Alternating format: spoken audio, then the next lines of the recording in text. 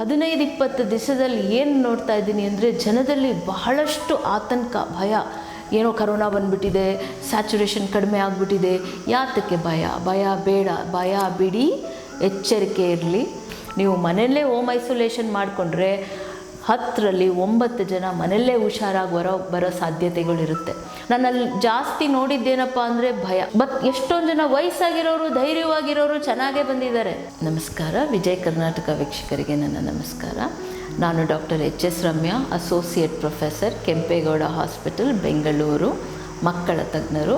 ಇವತ್ತು ನಾನು ಮಕ್ಕಳ ತಜ್ಞರಾಗಿ ಮಾತಾಡೋಕ್ಕಿಂತ ಹೆಚ್ಚಾಗಿ ಜನರಲ್ ಡಾಕ್ಟ್ರಾಗಿ ಮಾತಾಡೋಣ ಅಂತ ಬಂದೆ. ನಾನು ಈ ಒಂದು 15-20 ದಿವಸದಲ್ಲಿ ಏನು ನೋಡ್ತಾ ಇದ್ದೀನಿ ಅಂದರೆ ಜನದಲ್ಲಿ ಬಹಳಷ್ಟು ಆತಂಕ, ಭಯ. ಏನೋ ಕರೋನಾ ಬಂದುಬಿಟ್ಟಿದೆ, ಸ್ಯಾಚುರೇಷನ್ ಕಡಿಮೆ ಆಗಿಬಿಟ್ಟಿದೆ. ಯಾತಕ್ಕೆ ಭಯ? ಭಯ ಬೇಡ, ಭಯ ಬಿಡಿ, ಎಚ್ಚರಿಕೆ ಇರಲಿ. ಕರೋನಾ ಬಗ್ಗೆ ಎಚ್ಚರಿಕೆ ಇರಲಿ. ಮಾಸ್ಕ್ ಹಾಕ್ಕೊಳ್ಳಿ, ಕೈ ತೊಳ್ಕೊಳ್ಳಿ, ಡಿಸ್ಟೆನ್ಸ್ ಮೇಂಟೈನ್ ಮಾಡಲಿ. ಕರೋನಾ ಬಂದುಬಿಟ್ರೆ ಏನಪ್ಪ ಮಾಡೋದು ಅನ್ನೋ ಭಯ ಬೇಡ. ಎಷ್ಟೊಂದು ಜನ ಭಯ ಅಂತ ಹಾಸ್ಪಿಟ್ಲ್ ಬೆಡ್ ಸಿಗ್ತಾಯಿಲ್ಲ ಅನ್ನೋ ಭಯಕ್ಕೆ ಒಂದಷ್ಟು ಜಾಸ್ತಿ ಭಯ ಬೇಡ. ಏನೇನೋ ಕಷ್ಟಗಳನ್ನು ನಾವು ಜೀವನದಲ್ಲಿ ಎದುರಿಸ್ಬಿಟ್ಟು ಬಂದಿದ್ದೀವಿ. ಇದು ಒಂದು ಕಷ್ಟನ ನಾವು ಎದುರಿಸೋ ಧೈರ್ಯ ಇದೆ, ನಮಗೆ ಶಕ್ತಿನೂ ಇದೆ. ಆದರೆ ಎಚ್ಚರಿಕೆಯಿಂದಿದ್ದರೆ ಸಾಕು. ಸೊ ಬೆಡ್ ಸಿಕ್ಕಲಿಲ್ಲ, ಆಕ್ಸಿಜನ್ ಬೆಡ್ ಸಿಗ್ತಾಯಿಲ್ಲ, ರೆಮ್ಡಿಸಿವಿರ್ ಸಿಗ್ತಾಯಿಲ್ಲ, ಅವನ್ನೆಲ್ಲ ನೀವು ಟೆನ್ಷನ್ ಮಾಡಿಕೊಳ್ಳೇಬೇಡಿ. ಮೈಲ್ಡ್ ಸಿಂಪ್ಟಮ್ಯಾಟಿಕ್ ಇದ್ದರೆ ಮನೆಯಲ್ಲೇ BBMPನೋ ಅಥವಾ ಕಾರ್ಪೊರೇಷನ್ ಲೆವೆಲಲ್ಲಿ ಏನೇನು ಪ್ರೋಟೋಕಾಲ್ ಇರುತ್ತೆ ಅದನ್ನು ನೀವೇ ಈಸ್ಕೊಂಡು ಅದನ್ನು ಮನೆಯಲ್ಲೇ ಸ್ವಲ್ಪ ಸಿಂಪ್ಟಮ್ಸ್ ಇದ್ದರೆ ವೈಟಮಿನ್ಸು ಅಥವಾ ಥ್ರೋಟ್ ಇಚ್ಚಿಂಗ್ ಇದ್ದರೆ ಆ್ಯಂಟಿಬಯೋಟಿಕ್ಸು, ಅಜಿಥ್ರೋಮೈಸಿನು ಆ ಥರ ಏನೆಲ್ಲ ಹಾಕ್ಕೊಂಡು ನೀವು ಮನೆಯಲ್ಲೇ ಹೋಮ್ ಐಸೋಲೇಷನ್ ಮಾಡಿಕೊಂಡ್ರೆ 10ರಲ್ಲಿ 9 ಜನ ಮನೆಯಲ್ಲೇ ಹುಷಾರಾಗಿ ಬರೋ ಸಾಧ್ಯತೆಗಳಿರುತ್ತೆ. ಆಕ್ಸಿಜನ್ ಸ್ಯಾಚುರೇಷನ್ 95 to 90 ಇದೆ ಅಂತ ಭಯಕ್ಕೆ ದಿನಕ್ಕೆ ಕೆಲವರು ಎಷ್ಟೊಂದು ಜನ ದಿನಕ್ಕೆ 10 ಸತಿ ಚೆಕ್ ಮಾಡ್ಕೊಳ್ತಾರೆ. ಹಂಗೆ ಮಾಡ್ಕೊಳಕ್ಕೆ ಹೋಗಬೇಡಿ. ಧೈರ್ಯ ಇದ್ದಷ್ಟು ನಾವು ಕಾಯಿಲೆನ ಓಡಿಸೋಷ್ಟು, ಈ ವೈರಸ್ನ ಓಡಿಸೋಷ್ಟು ಶಕ್ತಿ ನಮ್ಮಲ್ಲಿರುತ್ತೆ. ನಾವು ದಿನ ಹಾಸ್ಪಿಟಲ್ಗೆ ಹೋಗ್ತೀವಿ. ಹಾಸ್ಪಿಟಲ್ ಒಂದು 600-700 ಪೇಷಂಟ್ ಇದ್ದಾರೆ. ನಾವು ಹಂಗೆ ಭಯ ಬಿದ್ದುಬಿಟ್ರೆ ನಾವು ಕೆಲಸ ಮಾಡೋಕ್ಕಾಗುತ್ತಾ? ಆಗೋದಿಲ್ಲ. ಸೊ ಧೈರ್ಯ ಇರಬೇಕು, ಧೈರ್ಯಗೆಡಬಾರ್ದು. ಬೆಡ್ ಸಿಗಲಿಲ್ವಾ? ವೆಯ್ಟಿಂಗ್ ಲಿಸ್ಟಲ್ಲಿದ್ದೀನಾ? ಆಯಿತು, ಕಾಯೋಣ ಮನೇಲಿ. ಏನಾದರೂ ಸಡನ್ನಾಗಿ ಯಾರಾದರೂ ಆಕ್ಸಿಜನ್ ಸಿಲಿಂಡ್ರ್ ಯಾರಾದರೂ ನಿಮಗೆ ಫೆಸಿಲಿಟೀಸ್ ಕೊಡೋರಿದ್ದರೆ ಅದನ್ನು ಇಟ್ಕೊಂಡು ಹಾಕಿಸ್ಕೊಳ್ಳಿ.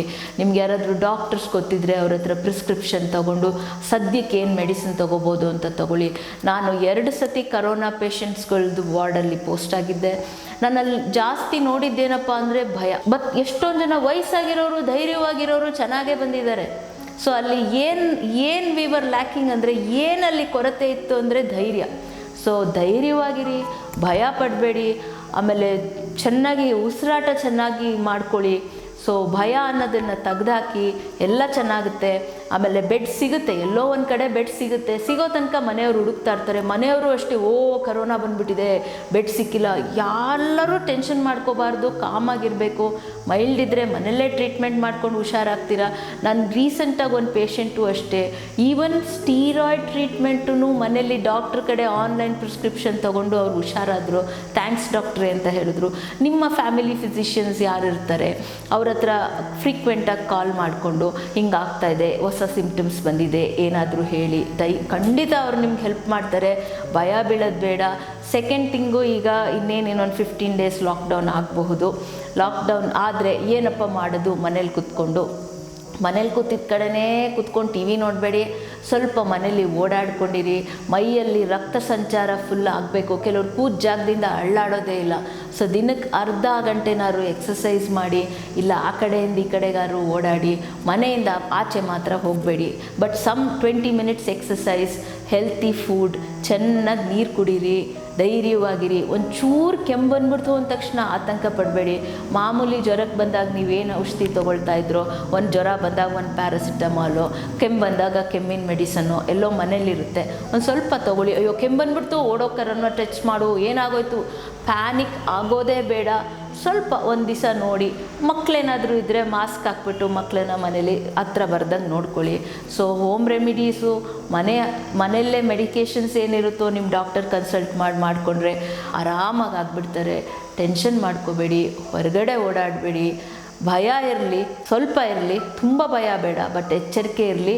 ತುಂಬ ಪ್ರಾಣ ಹೊರಟೋಗ್ಬಿಡುತ್ತಪ್ಪ ಅಂಥ ಭಯ ಬೇಡವೇ ಬೇಡ ಅಂತ ಹೇಳಿ ನಾನು ಎಲ್ಲರೂ ಸೇಫಾಗಿರಿ, ಓಡಾಡಬೇಡಿ. ಎಲ್ಲರ ಬಗ್ಗೆನೂ ಕಾಳಜಿ ತಗೊಳ್ಳಿ. ಈ ಕರೋನಾ ವೈರಸ್ ಈ 2 ವಾರ ಲಾಕ್ಡೌನಲ್ಲಿ ಎಲ್ಲರೂ ಮನೆಯೊಳಗಿದ್ದರೆ ಮೇ ಎಂಡೊಳಗೆ ಪೀಕ್ ಖಂಡಿತವಾಗ್ಲೂ ಕೆಳಗಡೆ ಬರುತ್ತೆ, ಫ್ಲ್ಯಾಟ್ ಆಗುತ್ತೆ. ಅದ್ರ ಭಾರ ನಮ್ಗಳಲ್ಲಿದೆ. ನಾವು ಅದನ್ನು ಕರೆಕ್ಟಾಗಿ ನಿಭಾಯಿಸಿದ್ರೆ ನಾವು ನಮ್ಮ ಕರ್ನಾಟಕವನ್ನು, ನಮ್ಮ ದೇಶವನ್ನು ಕರೋನಾ ಮುಕ್ತ ಮಾಡ್ಬೋದು. ಎಲ್ಲರೂ ಇದಕ್ಕೆ ಸಹಕರಿಸೋಣ, ನಾವು ನೀವು ಅಂತ ಹೇಳಿ ನಮಸ್ಕಾರ ಅಂತ ಥ್ಯಾಂಕ್ಸ್ ಅಂತ.